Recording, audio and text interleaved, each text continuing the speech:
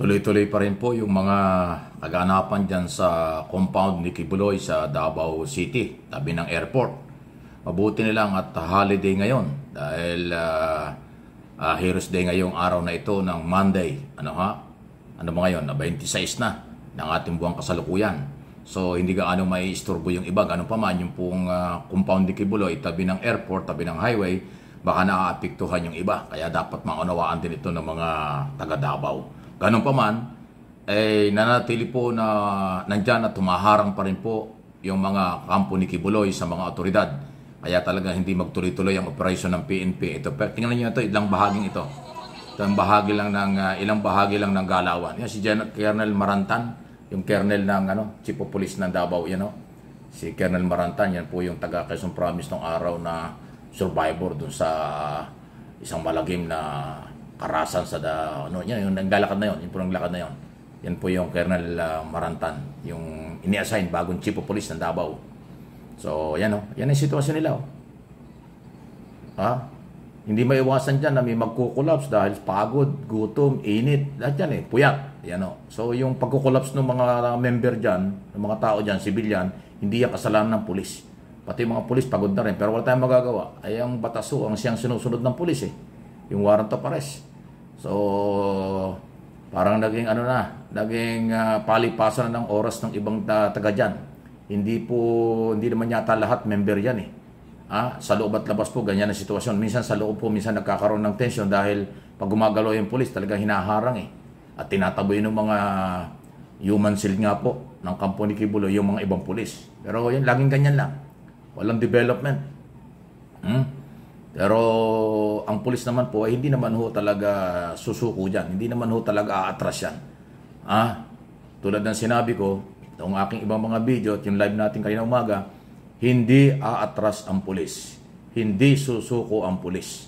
Mananatili ang pulis ay nandyan. Manatiling ang kanilang paghahanap ay ginagawa. At higit sa lahat, ang kanilang paniniwala nandyan sa compound, si Kibuloy at ang kanyang kasamahan.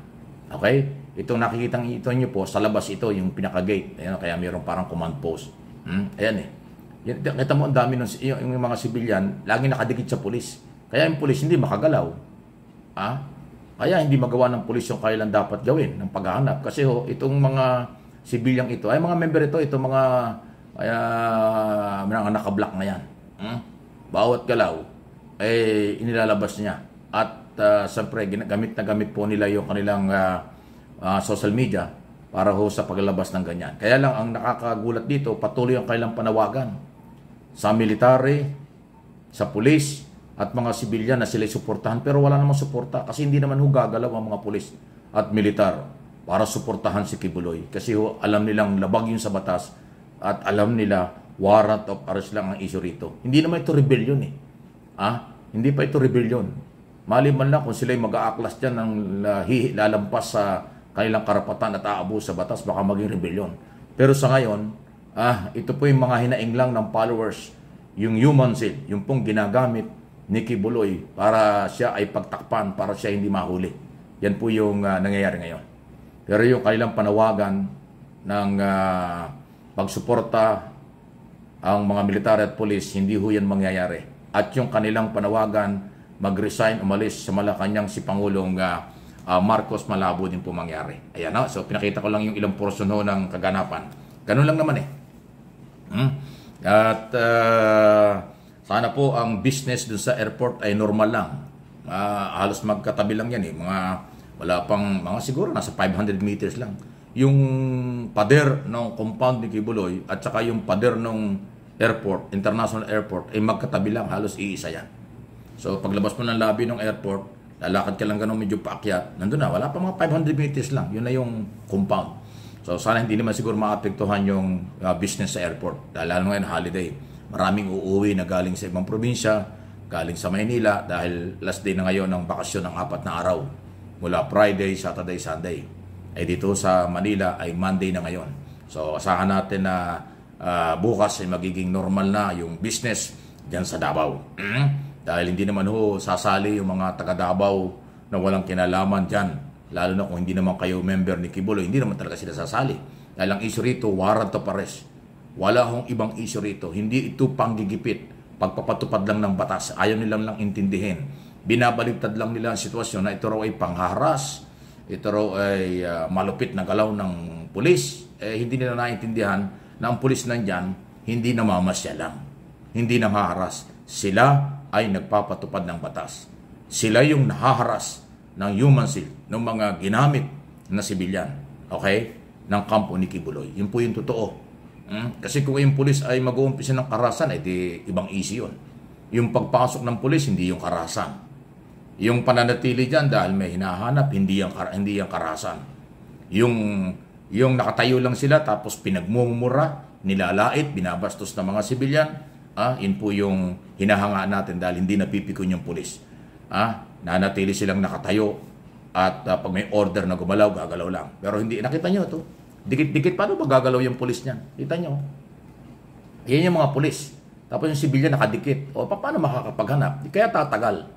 Kung pinapayagan nila yung pulis na makaikot at makapaghanap dyan, luluwag yan. Ang problema, posibleng kaya sila ganyang nakadikit sa mga pulis para hindi makagalaw, baka alam nila si Kibuloy nandyan talaga sa loob. Alam nilang na makikita sa loob pag pinayagan nila yung mga pulis na gumalaw. Kaya ang kailang ginagawa, hinaharangan. Human shield nga Diba?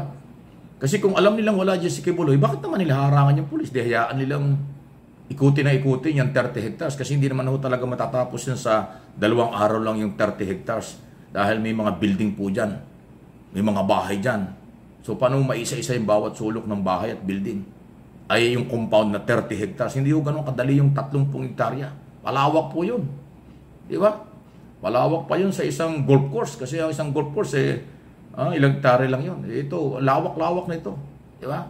So, yan ho yung nangyayari. Dikit na dikit paano gagalaw ang pulis ay nakadikit yung mga sibilyan? Pag lumakad yung pulis, magsisigawan niya, magtutulakan. So ayaw ng pulis, iniiwasan ng pulis na magkaroon ng malalang sitwasyon. Malalang physical na galaw. Yun po, hanggat maaari kinukontrol nila. So ayan po.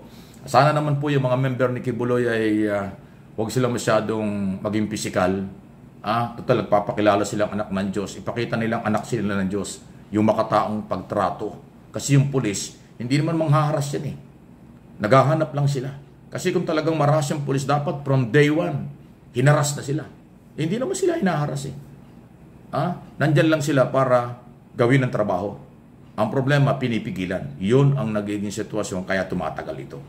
At yung paninindigan ni General Marbil at General Torre na paghahanap, dahil ang paniwala lang dyan. Kasi yung kanilang equipment, ayaw ko nang banggitin kasi operational matter, yung kanilang diskarte kung paano puntahan si Kibuloy kung saan nagtatago, hindi nila magawa kasi nga hinaharang sila.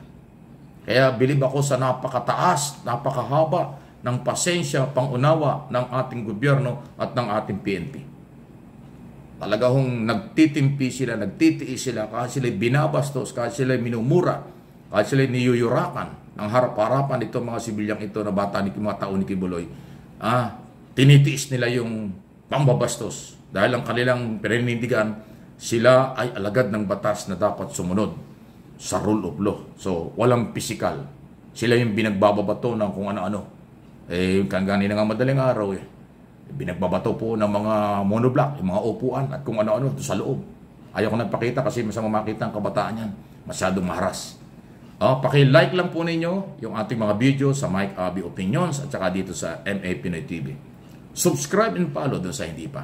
Samahan po ninyo ko at patuloy nating sasabihin kung ano ang totoo. Ang ayaw lang maniwala sa akin sinasabi ay yung mga followers ni Kibuloy. Kasi kahit anong paliwanag mo, saradong isip na mga yan. Dahil kahit anong sabihin mo sa kanila, Kibuloy sila. Kahit anong mangyari, Kibuloy sila. Kaya huwag na natin silang piliting maniwala pa. Bahala sila. Ang marami, ang majority ng Pilipino ang nakakaintindi sa rule of law.